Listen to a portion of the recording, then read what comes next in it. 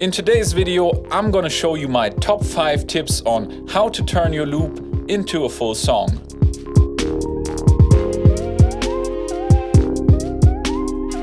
How's it going, everybody? You know who it is. My name is Sunwoo, and today I want to show you some of the simple techniques that I use in order to turn my loops into fully arranged songs. And the techniques that we are going to talk about are mutes, changing pitch, changing tempo, changing timbre, and creating transitions. And by the way, these techniques don't just apply to the OPZ, but they do apply to making music in general. So no matter what device you use to make your beats, these tips can still help you to make full arrangements. Number 1, mutes. Mutes are probably the most simple aspect of song arrangement, but in my opinion, they are also the most important, because if you just have one simple loop with a lot of musical elements in it and you copy that a few times and then you go on and take different elements of that loop out at certain sections of the song, that already gets you probably 50% into making your final arrangement of the song, and therefore I think mutes are very important to changing up your song. So let's have a quick look at it. Let's have a listen to our original loop.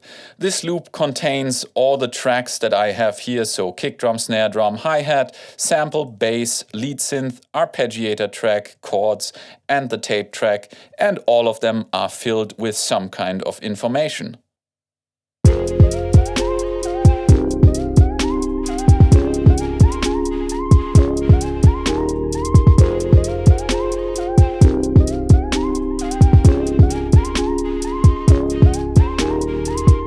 Yeah, this is our original loop, which probably would be the main chorus as it contains all of the instruments and has the most energy.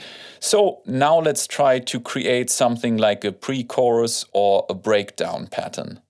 First of all, let's copy this pattern. I think a great way of changing the energy of the song is taking a lot of the drum sounds out. So let's start by muting some of the drums.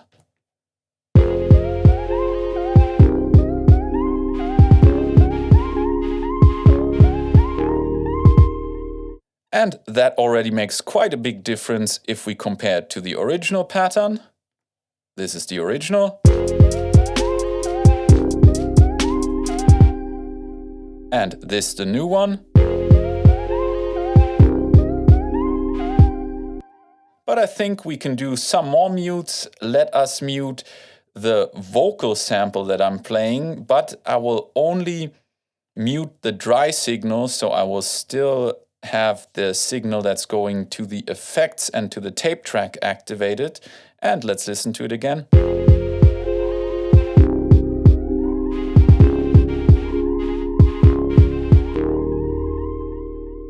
And again, compared to the original.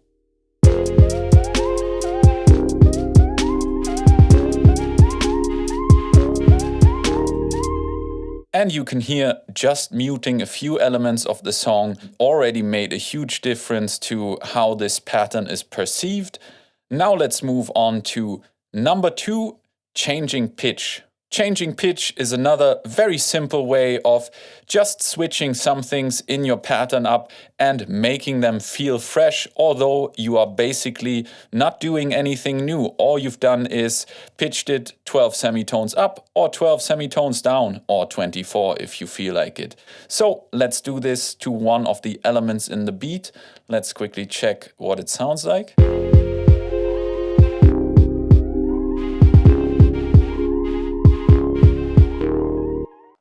Yeah, for example, I've got this lead synth here. I think I could pitch that one up.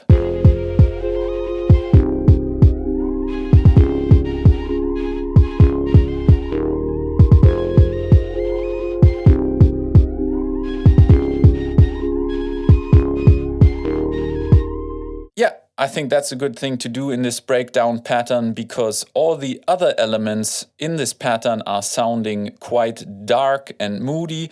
So we can emphasize the lead synthesizer in this case if we pitch it up a little bit, because it stands out more. And with that being said, now we can move on to number 3, changing the tempo. Now, changing tempo can mean multiple things. It could apply to the whole section of the song that all your instruments play at a different BPM, but it can also apply to only a single track, or rather a single instrument of your song.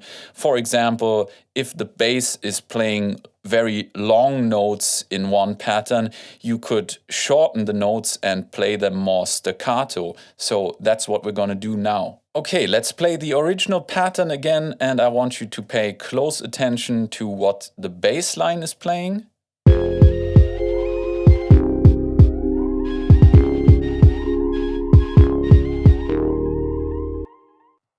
And now what we're going to do is we are not going to really change the tempo of the bass line, but we are going to change the perceived tempo of the bass line by playing more notes within the pattern. So I'm just going to copy these notes, copy this one as well.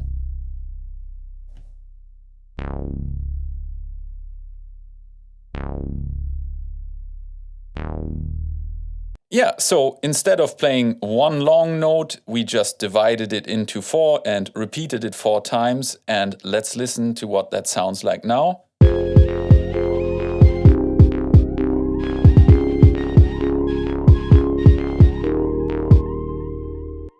And as you can hear, with these little changes, we already made quite a big difference in the change of our pattern. And now let's move on to number 4, changing timbre. And by changing timbre, I mean changing the sound of either a specific track or multiple tracks at once. That's up to you.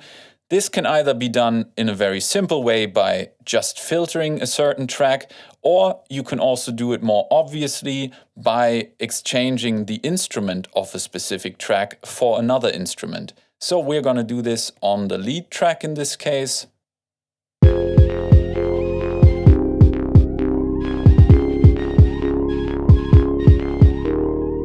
Yeah, that's the original version, and now let's change the sound to something else.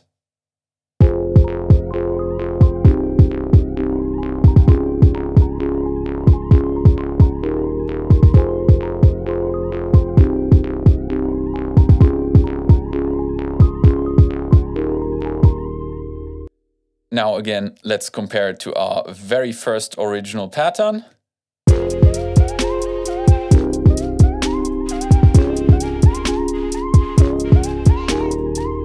Alright, now let's get to tip number 5, creating transitions. Transitions are usually a thing that I add pretty late in the beat making process. Once I have selected all my instruments, once I have made all my mutes to the patterns and chained them together, I listen to what they sound like, and when I feel that the move from one pattern to the next sounds a bit too harsh, that's a sign that either that is not the right move from this to that pattern, or that I just need a simple transition in between those patterns in order to make it more palatable to the listener. And therefore, now let's have a look at how to create some transitions. In the case of the OPZ, I often use the performance track for that. But again, these tips can be applied to different devices. You just gotta translate it to whatever you are using. So in terms of transitions, there are multiple ways of doing this. Before, we have made our changes on a per pattern basis. But if you wanted to create a transition, you could also do the same tricks that I applied previously, so muting things, changing the pitch, or changing note length or tempo, as well as timbre. You could stagger them throughout a pattern in order to create a seamless transition to the next pattern, instead of just having one pattern sounds exactly like that and then chop to the next pattern that sounds somewhat very different. So you could stagger those changes leading up to the next pattern so to not make it too jarring for the listener. You can also introduce filter sweeps, volume automation, or any kind of other automation, for example, for an echo or for a reverb that you slowly fade into a stronger reverb and such. There are many things you can do in order to create transitions. In case of the OPZ, I'm using my punch-in effects, and In this case, I think I want to use some filtering and some echo on my synthesizer, so let's hear what that would sound like.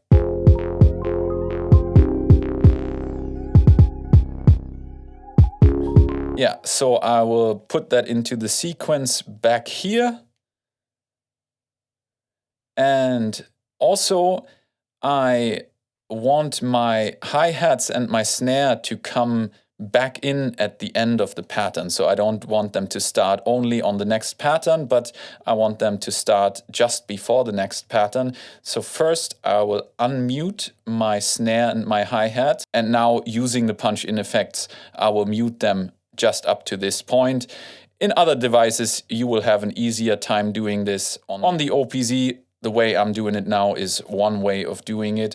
So let's go ahead and use the single track punch-in effects in order to mute them. So first the snare drum. And now this is recorded on our punch-in effects track. Now we got to do the same for the hi-hat. And the same for our sample track here. And now I can simply press that step and make it longer. Of course, there are many other ways of creating these transitions. This is just one simple way. I really like to use the punch-in effects on the OPZ for creating transitions. But again, on other devices, you have other possibilities. So just experiment with it.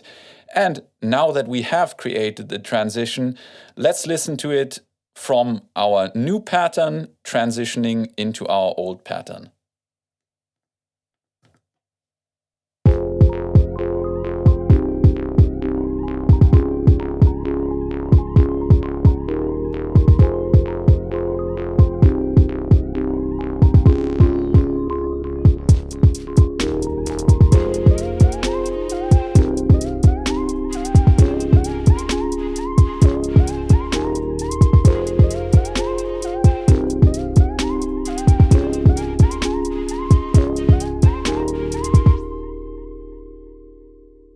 And as you can hear, from just one simple pattern, we created two quite different patterns that transition very nicely into one another using these 5 techniques. And that's how you can go about and create your whole song. You can do a whole song from just one loop with applying these techniques and just mix and match these techniques and experiment with whatever suits your sound best. But certainly, these are the most used techniques that I use in my beats in order to create a whole song from just one simple loop. So yeah, go ahead and try it out, and maybe let me know down in the comments what techniques do you use in order to go from loop to song. I would really love to know. And other than that, thank you very much for watching the video. I hope you enjoyed it. If you did, don't forget to leave a like, comment down below, subscribe to the channel and ring the bell. I hope to see you next time. Until then, have a wonderful time. Peace.